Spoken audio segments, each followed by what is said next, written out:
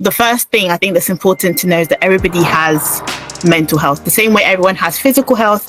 I think the second thing is that there's a very big stigma around people with mental health conditions. People shouldn't be afraid to speak about it and seek help. ADHD is a neurodevelopmental condition.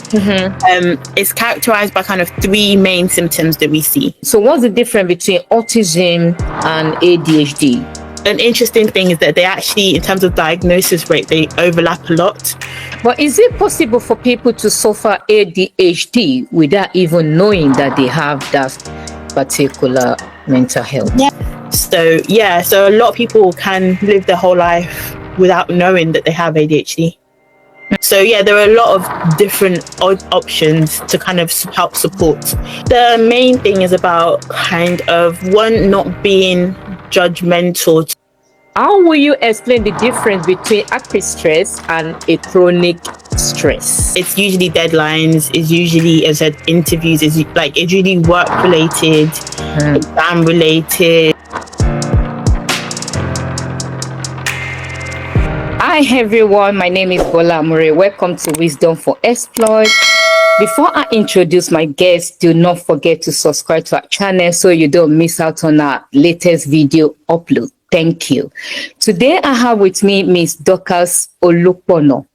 Dorcas' expertise as a mental health pharmacist spans years of work in diverse settings, such as community mental health, inpatient hospital wards, crisis intervention, and phonetic mental health facilities.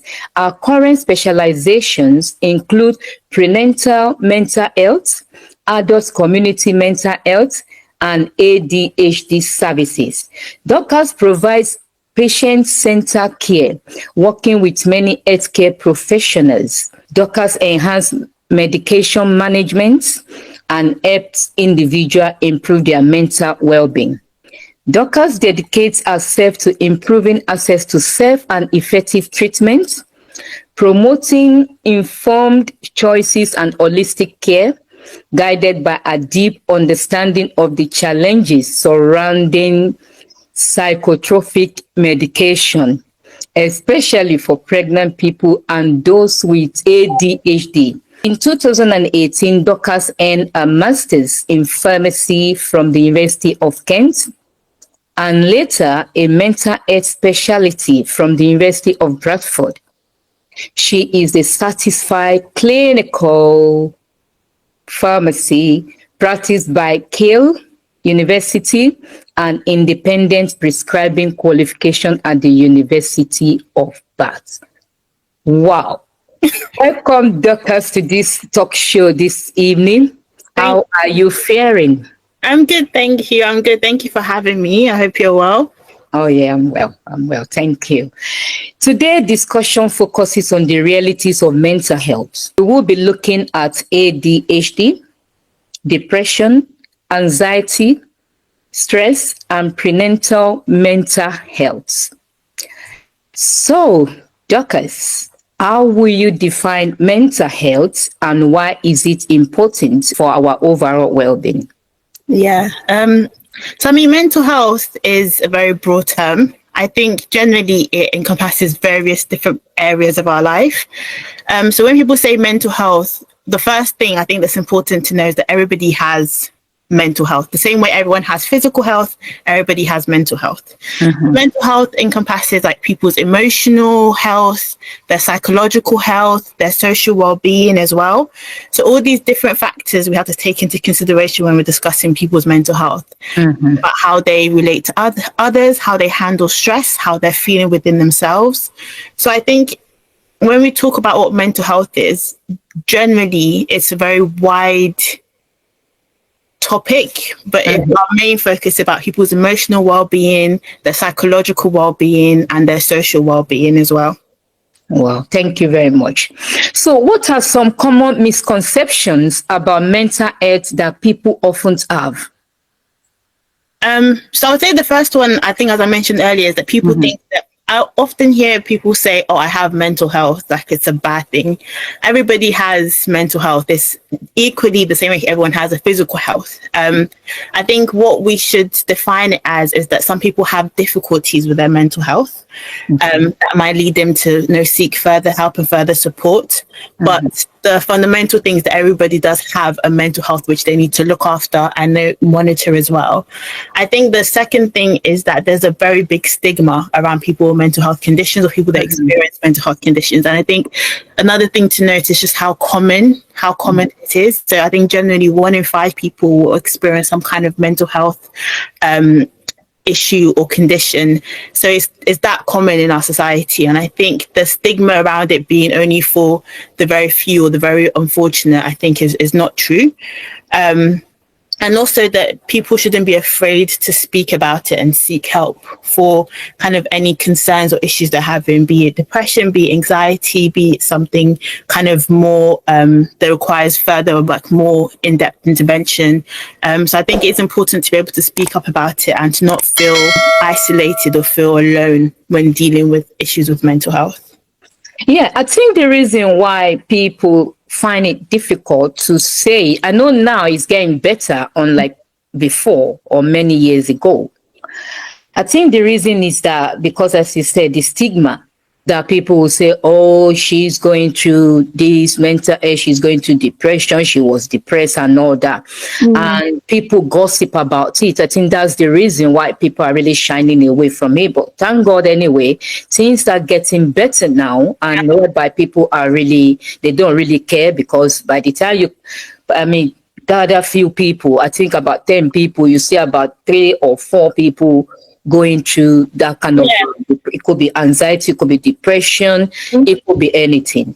All right. Well done. Thank you for that. How can we create an environment that promotes positive mental health in our daily lives?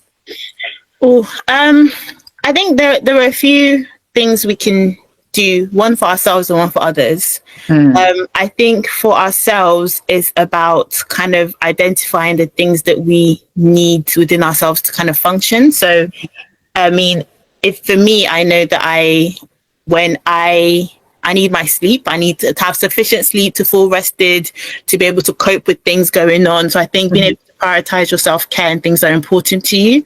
So even things like just creating time for yourself. Well, life can be very overwhelming. You're being pulled from pillar to post. There's always something happening.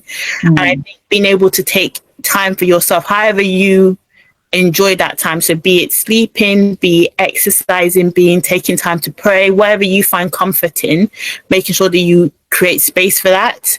I think also setting kind of healthy boundaries where you can, in terms of supporting you, as things can get overwhelming, so kind of know where your limits are and how to seek further help and who to go to as well is important. I think in terms of others, we can promote kind of a positive mental health space by encouraging people to be honest and open about it. I think when someone is experiencing difficulties with their mental health and then also feeling isolated and feeling unable to speak about it, we know there's clear evidence that worsens what they're experiencing. So having that space and being that kind of open, encouraging space that people can come and speak to you and not feel judged, not feel stigmatized, not feel like they're going to be belittled or insulted, is helping to create that kind of positive atmosphere for others as well. Wow, thank you. I think you've answered my 4th question. I was about to say, what effective way to cope with mental health challenges, especially in high stress situations? So I think you've covered that in that question. So I just go to the next one. How can social media impact mental health both positively and negatively?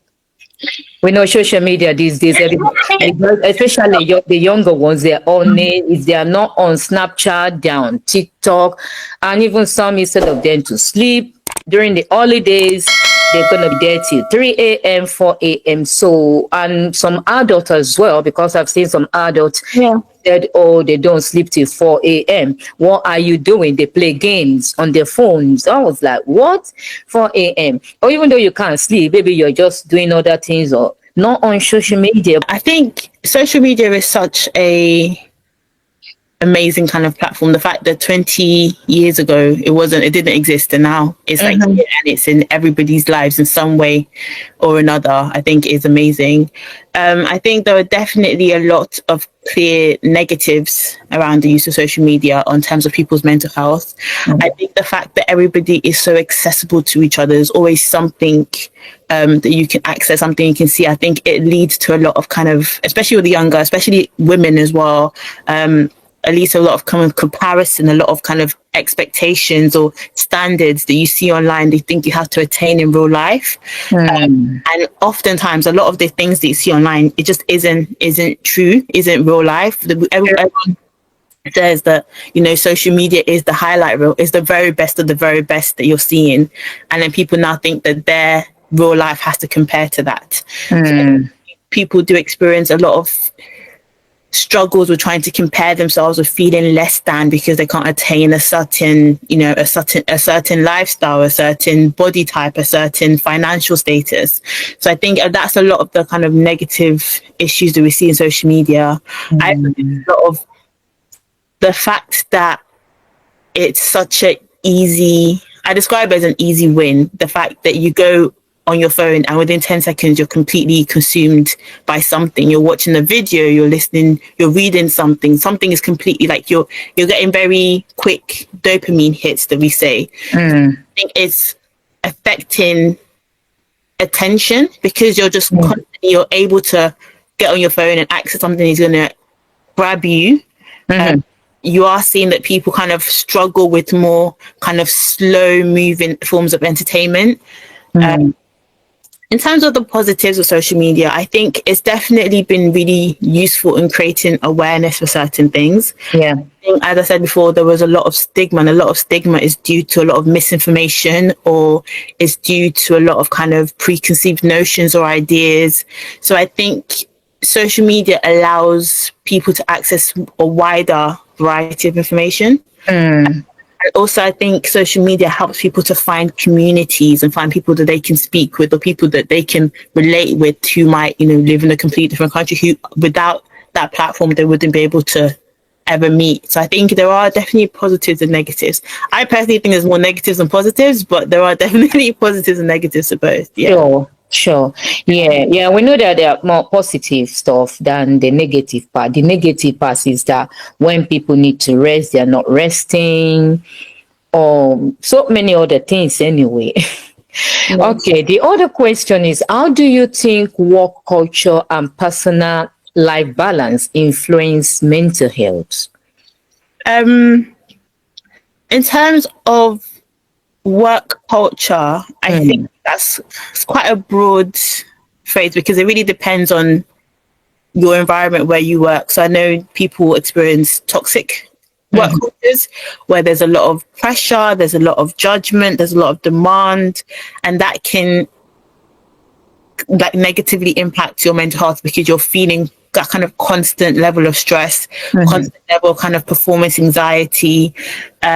So I think that can definitely impact your mood, impact your mental health. It can, a lot of people that I speak with when I'm speaking to patients, a lot of kind of people have a lot of work-related stress, work-related anxiety that impacts, you know, not only their working lives, but it seeps into their private lives, seeps into their relationships with their family. So I think the work cultures that you have can really impact not just your working life, but it can, you know, lead into your personal life and your personal relationships as well. And what was the other part of the question? So about balance. Yeah, it's about how do you think work culture and personal life balance influence mental health? So, So, I mean, it's about kind of finding a way to create that balance in terms of being able to leave work at work. It's a lot harder than you know, than just saying it. So I think it is something that people have to work at a lot, especially if you are in a negative working environment. But there are a lot of like resources and a lot of support that people can access as well. And I think that's important as well to know that if you are experiencing a lot of negativity in the workplace and you're struggling a lot in your workplace, that, you know, you're not alone, or you shouldn't feel alone, that there are places you can go to and so can link in with as well for support. Wow. Well done. Thank you for that. Yeah, we're moving to ADHD. I used to call it ADHD. So Yeah. that's attention deficient hyperactivity disorder. Mm-hmm. So, what are the key signs and symptoms of ADHD that people should be aware of? Yeah. So, I mean, I could talk about ADHD for hours. I'll try not to, but No, no. I really can. Anyway. Making short, yeah. So, I mean, in its kind of the most basic form, ADHD is a neurodevelopmental condition. It's characterized by kind of three main symptoms that we see. So, the first one is inattention. So, difficulty focusing, difficulty concentrating, easily distracted. So, those are kind of the symptoms of inattention. Then we have hyperactivity. And I think hyperactivity is what historically people consider as ADHD because the one they see most often. So especially when they see it in children that kind of can't sit still, they're very restless, always talking, always moving, kind of constantly wanting your attention or constantly their mind is constantly wandering. So I think that's the most common form of ADHD people tend to associate with the condition. So inattention, we have hyperactivity, and then we also have impulsivity. So a lot of that, again, you tend to see, or people most associate to kind of children, like they're constantly interrupting, they're constantly kind of just getting up and leaving, like they see something, they want it, they go, like irrespective of the environment that they're in. Think the one thing about ADHD that I don't think is well known is that it's a neurodevelopmental condition. So it's something that should have been present, and as part of diagnosis, it's something that should have been present before the age of 12. This is mainly for adult diagnoses. So you often do see people that when you're doing diagnosis and reviews, they have these symptoms, or they can relive these experiences they've had as a child and then see how it's impacted them into the adulthood as well. Boys are often more diagnosed than women because, as I said, the very prevalent, most telltale signs is what you tend to associate with like very hyperactive boys. But women tend to be more of the inattention kind of symptoms. So I think the rate of female diagnosis is starting to kind of match a little bit more with men. Yeah. So sorry, I tried to condense it and I struggled, but yeah, that's fine. That's really fine. So what's the difference between autism and ADHD? Because we know kids with autism as well, they're so hyper. Yeah. Yeah. So what's the difference between autism and ADHD?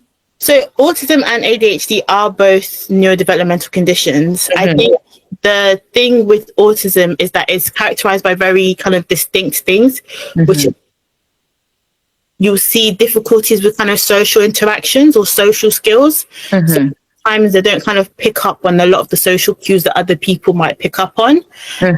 Also see kind of issues with, which links into issues with communication.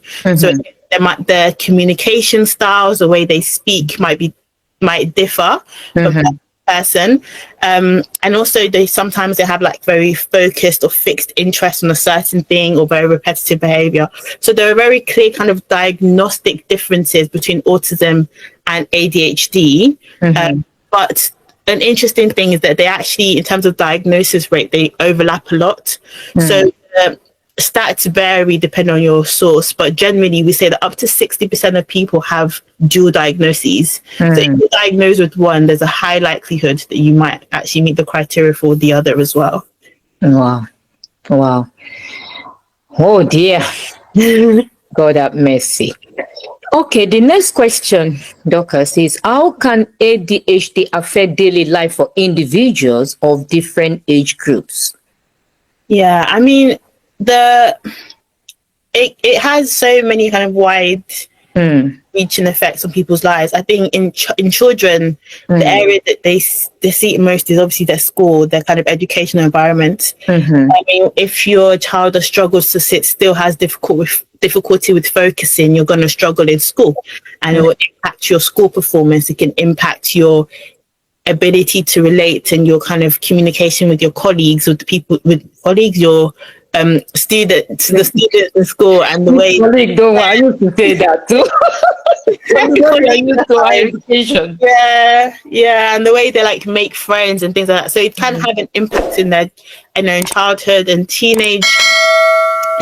A lot of that trend follows. So if you had difficulty with schoolwork, difficulty with kind of achieving, the best that you can academically, that can follow you into being a teenager.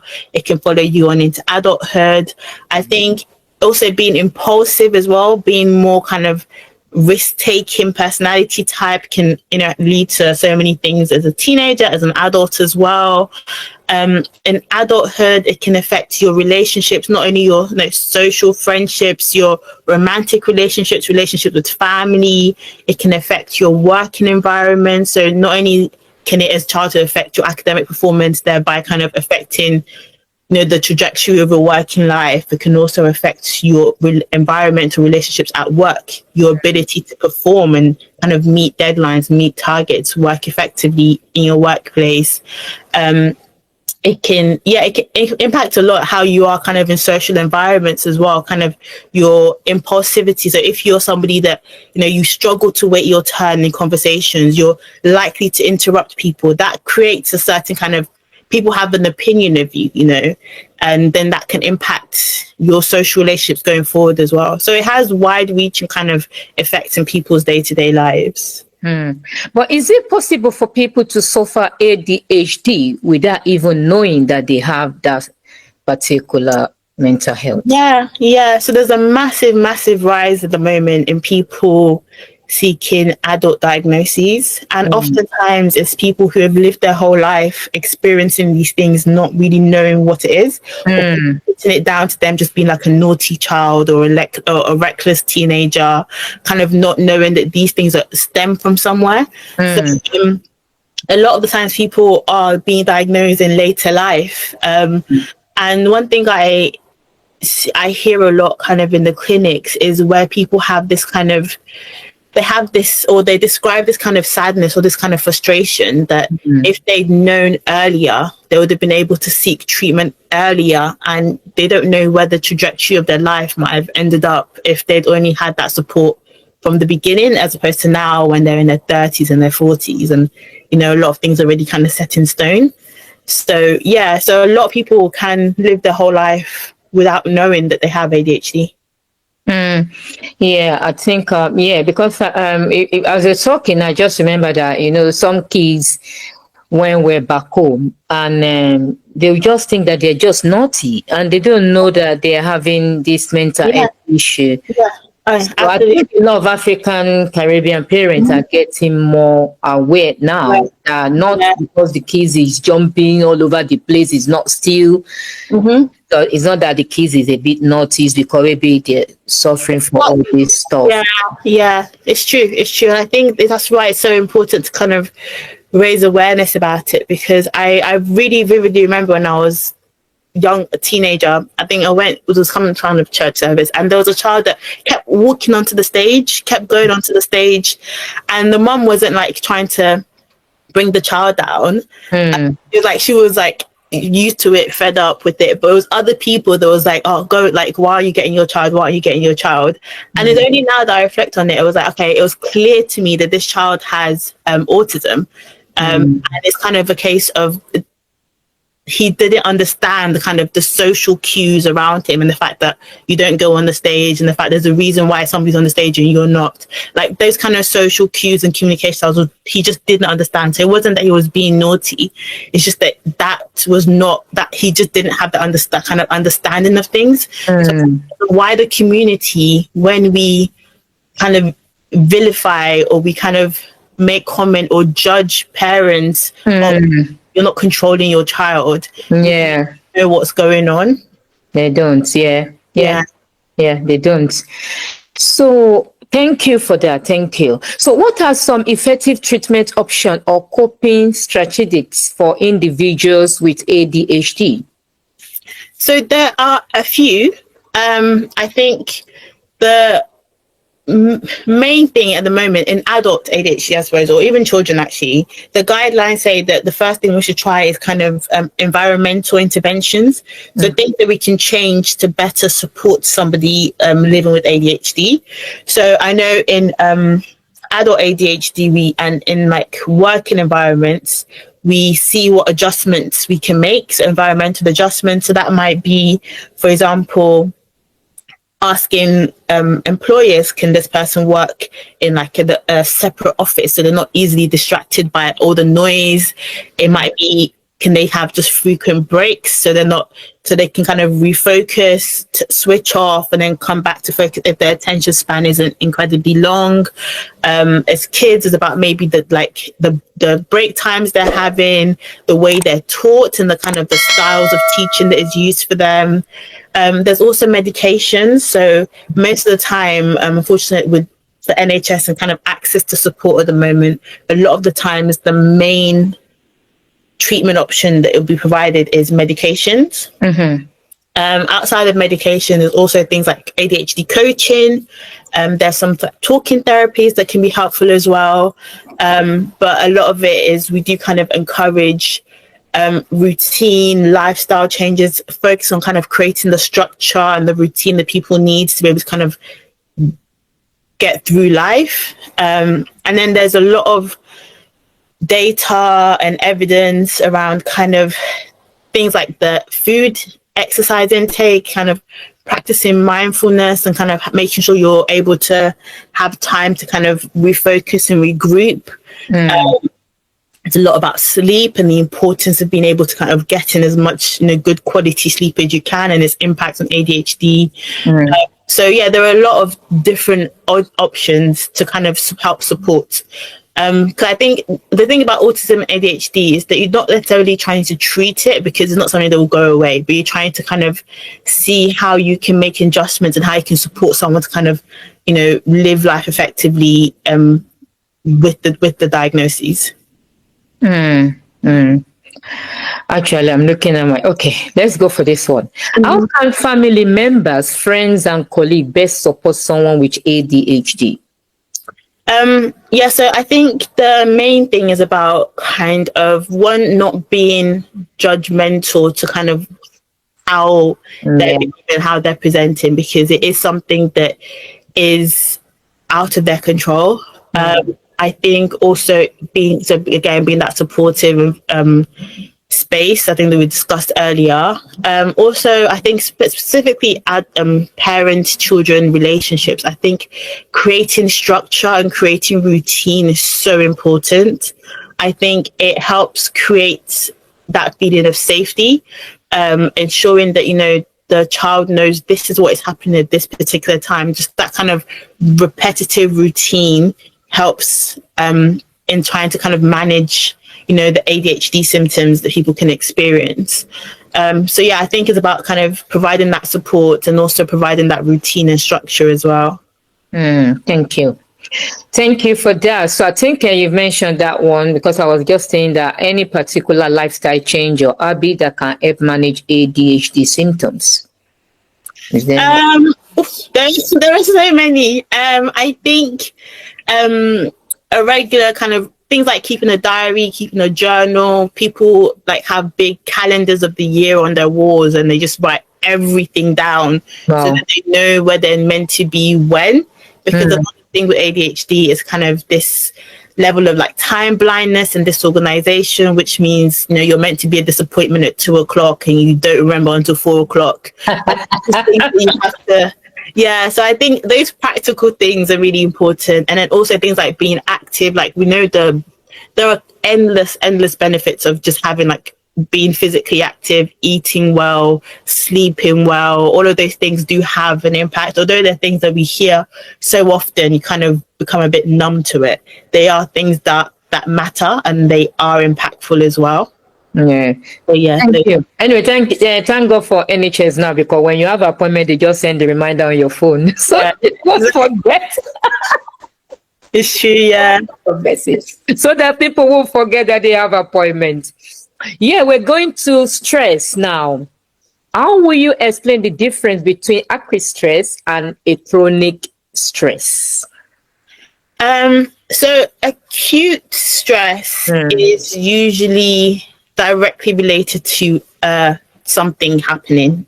So be it that you have a deadline, you have an exam, you have a deadline with work. It could be that you're about to do something that you find anxiety provoking. So if you're about to give a presentation or you're about to have a meeting. So those are kind of acute stresses more linked to a very specific situation. And once that situation is removed, once the deadline passes, the stress is gone. Once the meeting is over, the stress is gone. Whereas chronic stress, it's similar to that, but something that just is very long, like it lasts even after. So it's not related to specific events. It's that kind of constant anxiety feeling that persists, and that kind of chronic stress can cause that long-term, or can lead on to kind of health issues as well, if you're kind of chronically in a state of anxiety or chronically feeling in a kind of fight or flight position. So I think that's the main difference. But I think it usually starts with kind of acute stresses that builds up and builds up and builds up, and there isn't that relief there. I think majority of people have that acute stress because when you're having an exam, the tension is there. It's high, yeah. Then or you're having an interview, so you're still going to be thinking, I just want this to get up here. So, yeah. Anyway, thank you for that, Dorcas. So what are some common stress triggers and how can people reduce them in their daily lives? I think the common stress triggers, again, from when I'm speaking with patients, it's usually deadlines, it's usually, as I said, interviews, it's usually work related, exam related. There can be also stress in like relationships, friendships, family dynamics, romantic relationships. Like all of this can be stress inducing as well.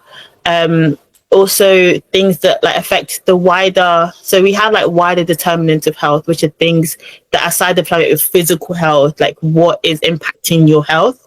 So things like your living situation, like do you have a stable roof over your head? Do you have a reliable source of like, financial like of income? Do you have confidence that there will be food on the table tomorrow? Like these kind of things can also cause stress, and kind of if it's persistent long term, it can lead to kind of not only acute but chronic stress. So I think that the way to manage it and mitigate it really depends on what is causing, what the triggers are. Okay. And it's about kind of what support is available, and also within yourself how you can. So if it's something like it's an exam that you have, it's about kind of planning your time, preparing yourself, making sure that you do what you can do so that when you get to the exam, then to the exam day, you feel prepared. With the social stresses, the housing stresses, the financial stresses, the issues with kind of food poverty as well. At times it's about kind of reaching out to wider support networks and seeing what help is available. So it really does depend on what the trigger is, will determine kind of how you can mitigate it or how you can help, manage it. Thank you very much for that answer. Sorry. Thank you. What is the connection between stress and mental health, and how can we stop stress from negatively affecting our mental well-being? Yeah, so that's a good question. I think that stress and mental health are really, really linked. So I think as a mental health pharmacist, I work in community, I speak to people who are experiencing very different types of stress, like it can a very wide mix of things. And when you are consistently anxious about something, so even like on a physiological level, in terms of like if your anxiety, you have this kind of, as I said, fight or flight response where you're constantly feeling on edge, that is going to impact your ability to relax, your ability to sleep. Some people struggle to eat. Like all of this will impact your health long term. I think chronic stress oftentimes, if it's something that's very persistent and not moving, ends up leading to kind of long-term conditions like anxiety and oftentimes depression as well, especially if there's no kind of relief to whatever that trigger is. So I think breaking the cycle, as I said, it usually depends on what the stressor is. But even as we mentioned earlier, taking time to do the things that you find beneficial or you find relaxing. So if that's, psychology support, talking therapy, some people need medication intervention, speaking with others who are in a similar situation, reaching out for support, from professionals, from family, from friends. It can be, doing the things we spoke about as well, like being active, eating well, taking time to sleep, things that kind of help your overall mental health as well and your physical health. But I think breaking the cycle really is dependent on kind of just reaching out for that support, be it professional support or be it kind of support from your wider network. Thank you. Okay, yeah, okay. You mentioned that because I think that could lower because I'm about to ask that what extent does physical activity lower stress level? So I think you've covered that in your answer. So reaching out to your community. Thank you for that. So what daily technique or practice can help reduce stress? Daily, that is something. Daily. Okay. So I think stress, a lot of it is, this is probably personal opinion and less kind of scientific, but I think a lot of things is when you feel unable to release things. So when things are bottled inside and kind of building up. So I think the most important thing is having an avenue to kind of offload. So for some people that is praying, that is kind of knowing that you can kind of cast your cares and that there's you can pray that you, even if you don't understand what's going on, that God does. There is people journal, so writing things down is kind of an avenue of getting the things that is in your brain out onto paper, and some people find that beneficial. It can be about kind of changing what you're focusing on. So is there an activity you enjoy doing, a hobby that you have, maybe engaging in that to distract yourself for a bit, speaking to family as well, offloading a problem shared is a problem halved. There are also kind of like, techniques about like reducing anxiety. So things like there are breathing techniques people can try and reduce the kind of like a lot of people feel like palpitations, fast heart rates. There are things people can try to kind of support with a lot of the physical symptoms of anxiety. So I think it's about doing the things that you find helpful. So be it praying, be it speaking to people, be it journaling, be it, doing like breathing works or like doing an activity, seeing friends, just whatever you do that helps you kind of refocus. Thank you very much. So that's a good one. Do what you enjoy to do. Yeah.